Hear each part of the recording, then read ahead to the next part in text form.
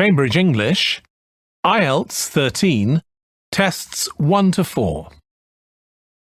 Published by Cambridge University Press and Uckles, 2018. This recording is copyright.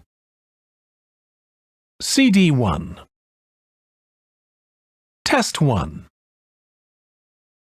You will hear a number of different recordings and you will have to answer questions on what you hear. There will be time for you to read the instructions and questions, and you will have a chance to check your work. All the recordings will be played once only. The test is in 4 sections. At the end of the test, you will be given 10 minutes to transfer your answers to an answer sheet. Now turn to Section 1.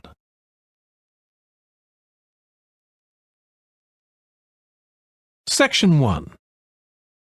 You will hear a telephone conversation between a woman who wants to attend a cookery class and an official at a tourist information centre.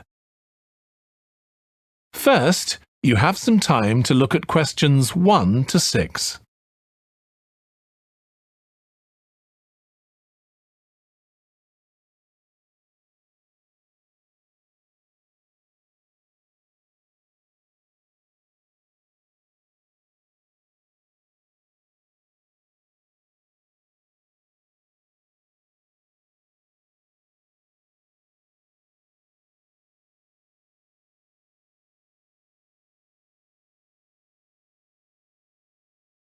You will see that there is an example that has been done for you. On this occasion only, the conversation relating to this will be played first. Hello, Tourist Information Centre. Mike speaking. How can I help you? Oh, hi. I wanted to find out about cookery classes. I believe there are some one-day classes for tourists. Well, they're open to everyone, but tourists are always welcome. OK, let me give you some details of what's available. There are several classes. One very popular one is at the food studio. The first cooking class is at the food studio, so studio has been written in the space. Now we shall begin. You should answer the questions as you listen because you will not hear the recording a second time. Listen carefully and answer questions 1 to 6. Hello, Tourist Information Centre. Mike speaking. How can I help you? Oh, hi. I wanted to find out about cookery classes. I believe there are some one-day classes for tourists. Well, they're open to everyone, but tourists are always welcome. OK, let me give you some details of what's available. There are several classes. One very popular one is at the food studio. OK. They focus on seasonal products, and as well as teaching you how to cook them, they also show you how to choose them. Right, that sounds good. How big are the classes? I'm not sure exactly, but they'll be quite small. And could I get a private lesson there? I think so. Let me check. Yes, they do offer those. Though, in fact, most of the people who attend the classes find it's a nice way of getting to know one another. I suppose it must be, yes. And this company has a special deal for clients where they offer a discount of 20% if you return for a further class. OK, but you said there were several classes. That's right. Another one you might be interested in is Bond's Cookery School. They're quite new. They just opened 6 months ago, but I've heard good things about them. They concentrate on teaching you to prepare healthy food, and they have quite a lot of specialist staff. So, is that food for people on a diet and things like that? I don't know if I'd be interested in that. Well, I don't think they particularly focus on low-calorie diets or weight loss. It's more to do with recipes that look at specific needs, like including ingredients that will help build up your bones and make them stronger, that sort of thing. I see. Well, I might be interested. I'm not sure. Do they have a website I could check? Yes. Just key in the name of the school. It'll come up. And if you want to know more about them, every Thursday evening they have a lecture at the school. It's free, and you don't need to book or anything. Just turn up at 7:30. And that might give you an idea of whether you want to go to an actual class. Before you hear the rest of the conversation, you have some time to look at questions 7 to 10.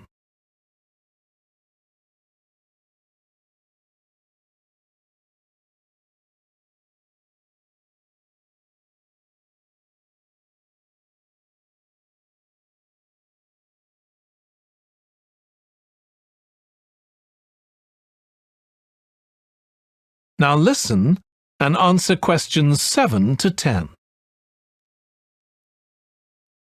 OK, there's one more place you might be interested in. That's got a rather strange name. It's called the Ielts Centre.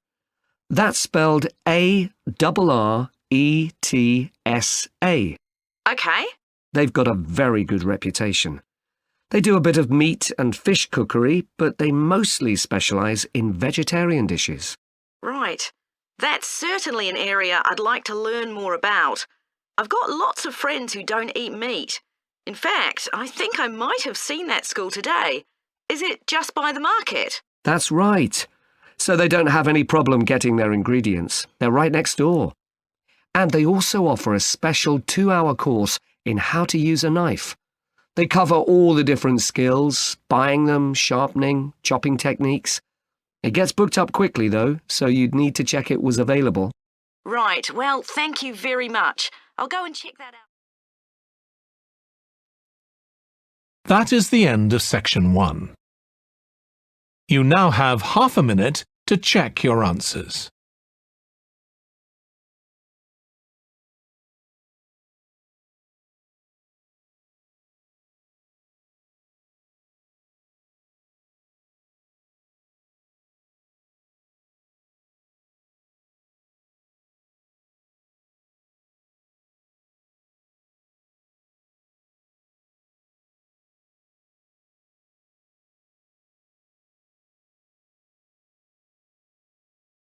Now turn to section 2. Section 2. You will hear the chairman of the Highways Committee of Granford speaking to members of the public about proposed changes to traffic and parking in the area. First, you have some time to look at questions 11 to 13.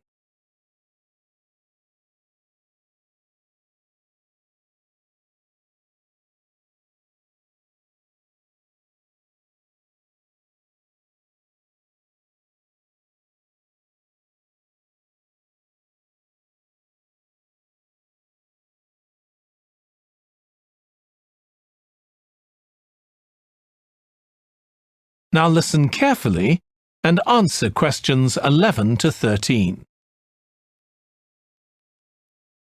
Good evening, everyone. My name's Phil Sutton, and I'm chairman of the Highways Committee. We've called this meeting to inform members of the public about the new regulations for traffic and parking we're proposing for Granford. I'll start by summarising these changes before we open the meeting to questions. So, why do we need to make these changes to traffic systems in Granford? Well, we're very aware that traffic is becoming an increasing problem. It's been especially noticeable with the increase in heavy traffic while they've been building the new hospital. But it's the overall rise in the volume of traffic of all kinds that's concerning us. To date, there's not been any increase in traffic accidents, but that's not something we want to see happen, obviously. We recently carried out a survey of local residents, and their responses were interesting. People were very concerned about the lack of visibility on some roads due to cars parked along the sides of the roads. We'd expected complaints about the congestion near the school when parents are dropping off their children or picking them up. But this wasn't top of the list, and nor were noise and fumes from trucks and lorries, though they were mentioned by some people. We think these new traffic regulations would make a lot of difference, but we still have a long way to go.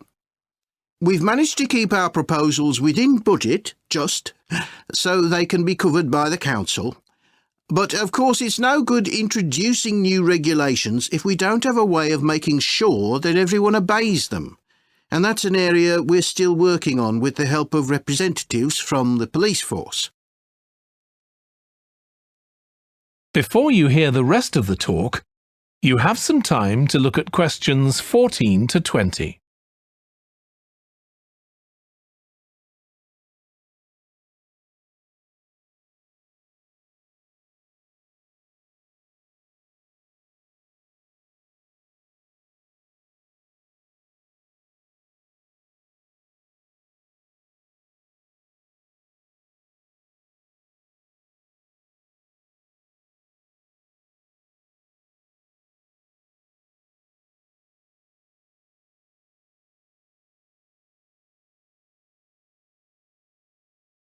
Now listen and answer questions 14 to 20. OK, so this slide shows a map of the central area of Granford with the High Street in the middle and School Road on the right. Now, we already have a set of traffic lights in the High Street at the junction with Station Road, but we're planning to have another set at the other end at the School Road junction to regulate the flow of traffic along the High Street. We've decided we definitely need a pedestrian crossing. We considered putting this on School Road just outside the school, but in the end we decided that could lead to a lot of traffic congestion. So we decided to locate it on the High Street, crossing the road in front of the supermarket. That's a very busy area, so it should help things there. We're proposing some changes to parking. At present, parking isn't allowed on the High Street outside the library, but we're going to change that and allow parking there, but not at the other end of the High Street near School Road. There'll be a new no parking sign on School Road just by the entrance to the school, forbidding parking for 25 metres. This should improve visibility for drivers and pedestrians, especially on the bend just to the north of the school. As far as disabled drivers are concerned, at present they have parking outside the supermarket, but lorries also use those spaces, so we've got 2 new disabled parking spaces on the side road up towards the bank. It's not ideal, but probably better than the present arrangement. We also plan to widen the pavement on School Road. We think we can manage to get an extra half metre on the bend just before you get to the school, on the same side of the road. Finally, we've introduced new restrictions on loading and unloading for the supermarket, so lorries will only be allowed to stop there before 8 a.m. That's the supermarket on School Road. We kept to the existing arrangements with the High Street supermarket. OK, so that's about it. Now, That is the end of section 2. You now have half a minute to check your answers.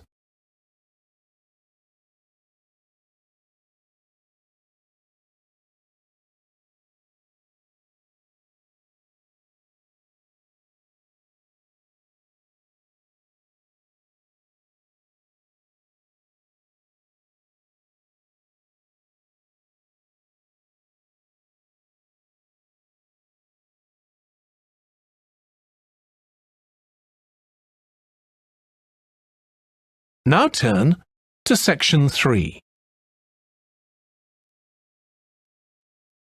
Section 3.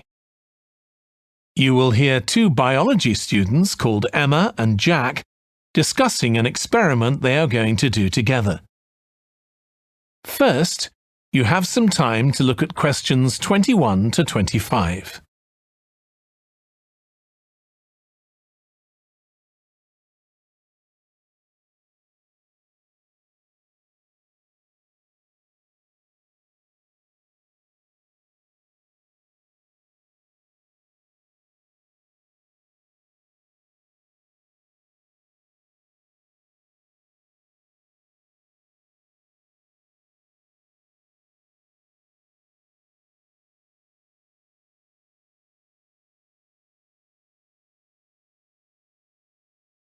Now listen carefully and answer questions 21 to 25. We've got to choose a topic for our experiment, haven't we, Jack? Were you thinking of something to do with seeds? That's right. I thought we could look at seed germination, how a seed begins to grow. OK. Any particular reason? I know you're hoping to work in plant science eventually. Yeah, but practically everything we do is going to feed into that. No, there's an optional module on seed structure and function in the 3rd year that I might do. So I thought it might be useful for that. If I choose that option, I don't have to do a dissertation module. Good idea. Well, I thought for this experiment, we could look at the relationship between seed size and the way the seeds are planted. So we could plant different sized seeds in different ways and see which grow best. OK. We'd need to allow time for the seeds to come up. That should be fine if we start now. A lot of the other possible experiments need quite a bit longer. So that'd make it a good one to choose. And I don't suppose it'd need much equipment. We're not doing chemical analysis or anything. Though that's not really an issue. We've got plenty of equipment in the laboratory. Yeah, we need to have a word with the tutor if we're going to go ahead with it, though. I'm sure our aim's okay. It's not very ambitious, but the assignment's only 10% of our final mark, isn't it? But we need to be sure we're the only ones doing it. Yeah, it's only 5% actually, but it'd be a bit boring if everyone was doing it. Did you read that book on seed germination on our reading list? The one by Graves? I looked through it for my last experiment, though it wasn't all that relevant there. It would be for this experiment, though. I found it quite hard to follow. Lots about the theory, which I hadn't expected. Yes, I'd been hoping for something more practical. It does include references to the recent findings on genetically modified seeds, though. Yes, that was interesting. I read an article about seed germination by Lee Hall. About seeds that lie in the ground for ages and only germinate after a fire. That's the one. I knew a bit about it already, but not about this research. His analysis of figures comparing the times of the fires and the proportion of seeds that germinated was done in a lot of detail. Very impressive. Was that the article with the illustrations of early stages of plant development? They were very clear. I think those diagrams were in another article. Before you hear the rest of the discussion, you have some time to look at questions 26 to 30.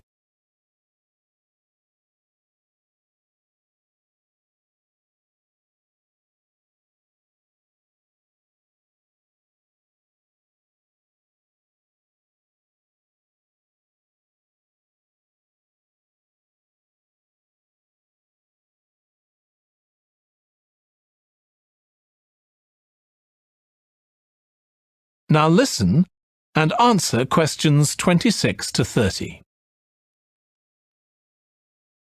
Anyway, shall we have a look at the procedure for our experiment? We'll need to get going with it quite soon. Right.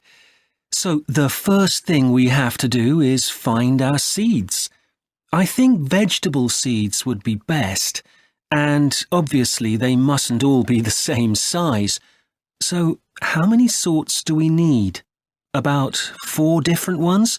I think that would be enough. There'll be quite a large number of seeds for each one. Then for each seed, we need to find out how much it weighs and also measure its dimensions. And we need to keep a careful record of all that. That'll be quite time-consuming. And we also need to decide how deep we're going to plant the seeds, right on the surface a few millimetres down or several centimetres. OK, so then we get planting. Do you think we can plant several seeds together in the same plant pot? No, I think we need a different one for each seed. Right. And we'll need to label them. We can use different coloured labels. Then we wait for the seeds to germinate. I reckon that'll be about 3 weeks, depending on what the weather's like.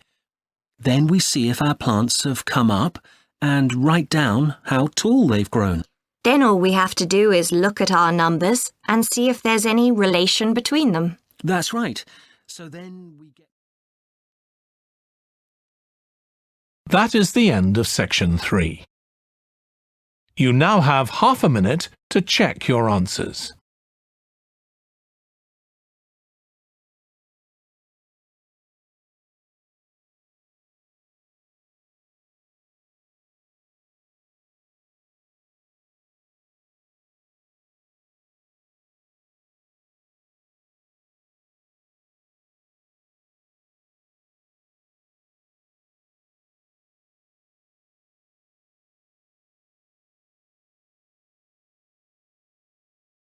Now turn to section 4. Section 4. You will hear part of a lecture on an environmental studies course about recent research on how animals are adapting to urban environments. First, you have some time to look at questions 31 to 40.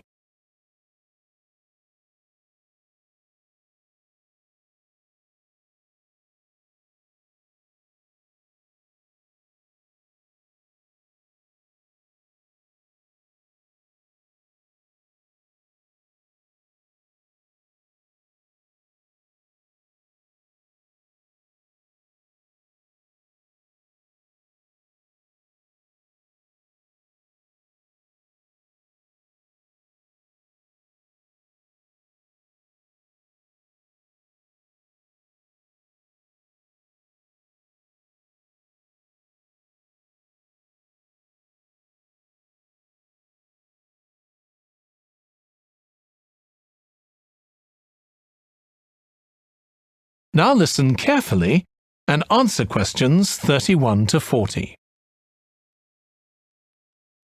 Hi. Today we're going to be looking at animals in urban environments, and I'm going to be telling you about some research on how they're affected by these environments. Now, in evolutionary terms, urban environments represent huge upheavals, the sorts of massive changes that usually happen over millions of years. And we used to think that only a few species could adapt to this new environment. One species which is well known as being highly adaptable is the crow, and there have been various studies about how they manage to learn new skills. Another successful species is the pigeon, because they're able to perch on ledges on the walls of city buildings, just like they once perched on cliffs by the sea. But, in fact, we're now finding that these early immigrants were just the start of a more general movement of animals into cities, and of adaptation by these animals to city life. And one thing that researchers are finding especially interesting is the speed with which they're doing this. We're not talking about gradual evolution here. These animals are changing fast. Let me tell you about some of the studies that have been carried out in this area. So, in the University of Minnesota, a biologist called Emily Snellrud and her colleagues looked at specimens of urbanized small mammals such as mice and gophers that had been collected in Minnesota and that are now kept in museums there. And she looked at specimens that had been collected over the last 100 years, which is a very short time in evolutionary terms. And she found that during that time, these small mammals had experienced a jump in brain size when compared to rural mammals. Now, we can't be sure this means they're more intelligent, but since the sizes of other parts of the body didn't change, it does suggest that something cognitive was going on. And Snellrud thinks that this change might reflect the cognitive demands of adjusting to city life. having to look in different places to find food, for example, and coping with a whole new set of dangers. Then over in Germany, at the Max Planck Institute, there's another biologist called Katharina Miranda, who's done some experiments with blackbirds living in urban and rural areas. And she's been looking not at their anatomy, but at their behavior. So, as you might expect, she's found that the urban blackbirds tend to be quite bold. They're prepared to face up to a lot of threats that would frighten away their country counterparts. But there's one type of situation that does seem to frighten the urban blackbirds, and that's anything new, anything they haven't experienced before. And if you think about it, that's quite sensible for a bird living in the city.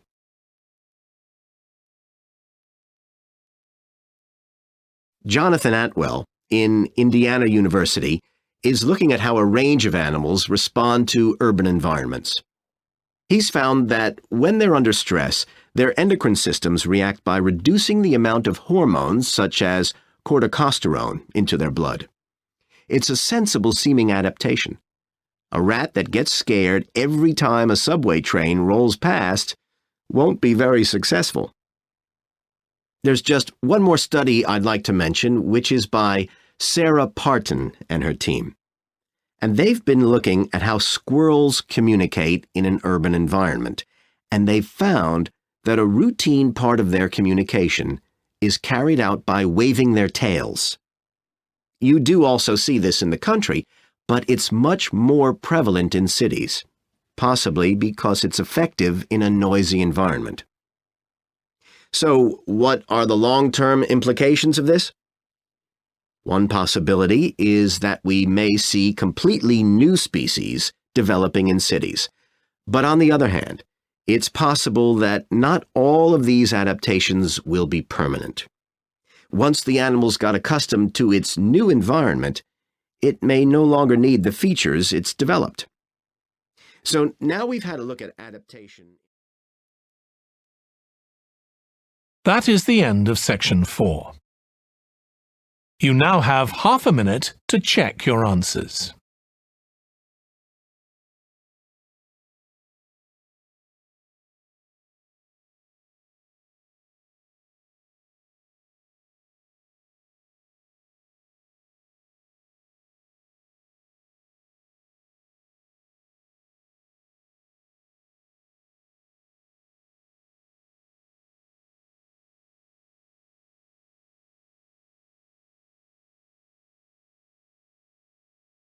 That is the end of the listening test.